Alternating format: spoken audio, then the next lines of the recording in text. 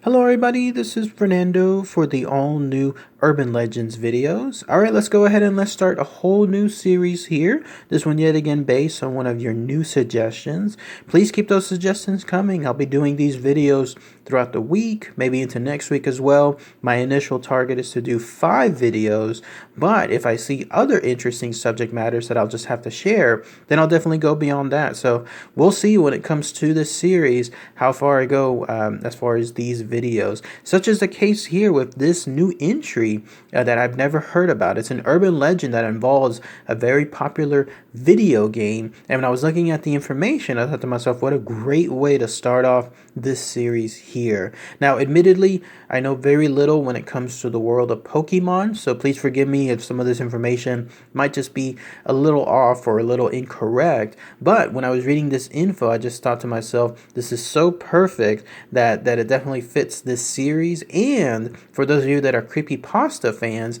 that it seems like it delves into that world too. I was kind of hesitant on sharing that as far as this particular entry, because you know me, when it comes to creepypasta stuff, there's a lot of things that are associated with them that are false, but I could not find the origin, like the exact time period. Was it an urban legend first before it became a creepypasta, or was it vice versa? And so with that type of vagueness, I thought to myself, let's go ahead and let's share it here, and then that way we'll see what happens afterward. But I'm talking about this, you're looking at least of a picture of it now. This is the urban legend known as the Lavender Town Syndrome. So let's go ahead and let's talk about all the fascinating info associated with this video game urban legend. So what is this Lavender Town Syndrome? Well, again, it's something that has to do with a video game. In this case, the world of Pokemon. Specifically, it all started with the games Pokemon Red and Blue, but then later expanded into other type of video games out there, other colors like yellow, silver, gold, and so on. And also, apparently, this town, whatever this Lavender Town is, also features in other formats too. I was seeing stuff involving comic books or manga. And then also I saw other things as far as the cartoon world and then other versions of it too. So lots and lots of stuff associated with this particular location. But yes, if you go play those games, especially when the first one was released back in 1996, you're going to meet this town, and this place called Lavender Town is very interesting, especially considering how dark it is for a children's series. And again, please forgive me, I don't know too much info on the world of Pokemon. I've never really seen the cartoons at all. I know of it. In fact, I'm watching the latest movie right now, the Detective Pikachu, but that's the closest that I have to it. So again, please forgive me if I get some of this info wrong. But yes, there's that town where apparently that's where Pokemon go to die, or actually they're dead, and their ghosts and their spirits wander around there. Kind of vague, and I mean kind of bleak when you think of it when it comes to a children's game. But the reason why the town is so memorable, not just because of that shock factor, is because of this. Apparently there's some background music that plays on a loop that's very, very unsettling. Everyone that seems to hear this states that there's just this eeriness associated with it. The fact that it's so calm but so creepy at the same time, and the way of course that it just continuously loops, no doubt because initially the limitations of the Game Boy at the time, it just continues to create these weird emotions from people. In fact, some of the quotes that people have stated was stuff involving jarring chords, eerie atmosphere, terrifying childhood memories, just stuff like that when it comes to the type of sounds that come from this music. It was actually composed by a gentleman named Junichi Masuda, who apparently also has worked in so much other Pokemon stuff.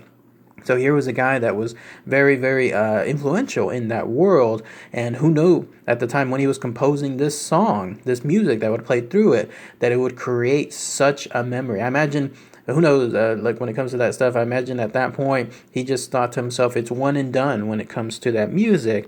But later on, even now, 20 plus years later, we're still talking about that simple set of music that he had there. But yes, as far as the urban legend tied to it, it's this. And this is where, again, things get even more bleaker if you believe this. So this notion of this music is so bad, it's so unsettling, that after so many kids, especially in Japan, started to hear it, and of course them being rabid fans when it comes to this Pokemon game and playing it for hours on end, there they were playing this game, and it would cause them to do bad things. Like, in other words, either bad things would happen to them, or they in turn would do bad things to themselves. So in one case, they would suffer nosebleeds. In other cases, they would become angry. They would become highly emotional. They would get these headaches associated with this music too. This all has to do, apparently, with this idea. I forget what the term is called, but it's true. It's actually very true.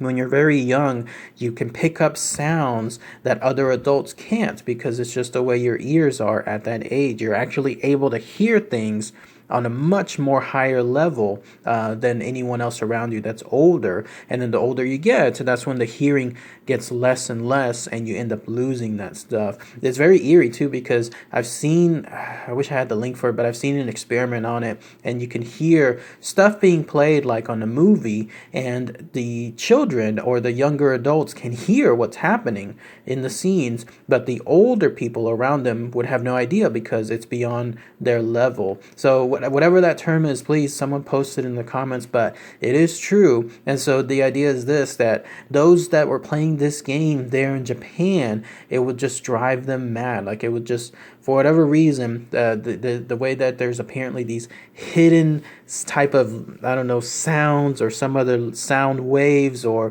spectrogram type stuff that's behind the background if it's played reverse.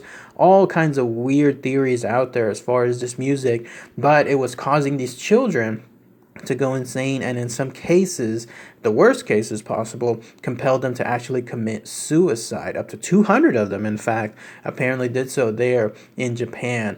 That's more along the lines of the creepypasta stuff. Remember I was mentioning that earlier, how it kind of delves into that world. If that were true, I'm sure there would have been far many more news articles, stuff related to shown at night on the evening news, lawsuits, no doubt, when it comes to that, as far as 200 plus children committing suicide because of a game. That's more on the far side, what I'm talking about when it comes to the world of creepypasta. But the music itself definitely is jarring. Whenever I was hearing it, and I'll include links for it, the original one, and not only that, but of course it's the world of YouTube, so someone has decided to make a 10-hour video of this music too. Check it out when you have a chance. Put on the headphones, turn up the blast when it comes to your system that you use, and then you be the judge when it comes to how eerie this is. It is unsettling. I'm not going to say that it's good, like, in other words, like it's happy-go-lucky type music, and it's necessarily the most horrific, like horror-filled music in the world, but it's something that just stands out. It's like hearing almost like nails on a chalkboard type music. And so whether it drives people insane, angry, emotional, and even suicidal, that's obviously not going to happen. But still, there's the theories, and that's what makes the urban legend so fun, that's how far these things can go. And then you'll see pictures too, like apparently, again, people have analyzed so much stuff involving this music, because once it went viral, it started going on 4chan, and then it just went from there. Once it went viral as far as this urban legend, then that's when everyone started to just look into it. And you'll see, like, there's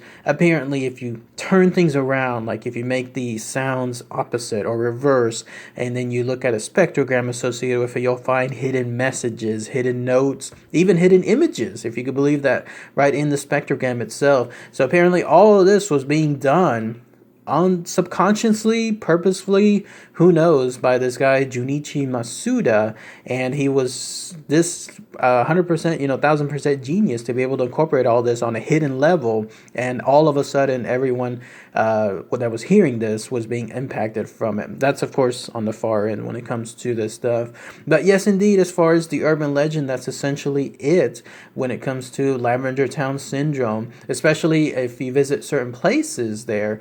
That's where you start visiting other, I don't know what those are called, what those sprites are called or characters are called there, but are those other Pokemon? Are those people that live there? Someone fill me in on that. But they start stating weird things to you there too. Again, pretty bleak when it comes to a video game. for children, but still, that's essentially the world that's associated in that level. But if anyone has any more info, anything else I might have missed, please post those comments below. Anybody play that game back when you were a child, back in the 90s, and maybe came across that level for the first time? If you remember your experience, like what that was like, hearing and seeing that level, then please, I'd love to hear what your thoughts are on that too. And then there is a weird, actual, real phenomenon also with Pokemon. I remember reading that too, where it did cause seizures, not because of the music, but because of those very, very bright flashes. So there is a form of life imitating art and art imitating life when it comes to that world. And that was some of the Pokemon episodes truly impacting children in that manner. Here, though, we're talking more on the lines of music and whether this urban legend / creepypasta actually impacts children in that way. But again, if anyone has any more experience on that, please post as far as like what you encountered while playing that level, then please post your comments below and check out the links too. I'll try to find as much as I can as far as like the music itself, and that way you'll get to experience it too. So, all right, everyone. Thanks again as always. Take care.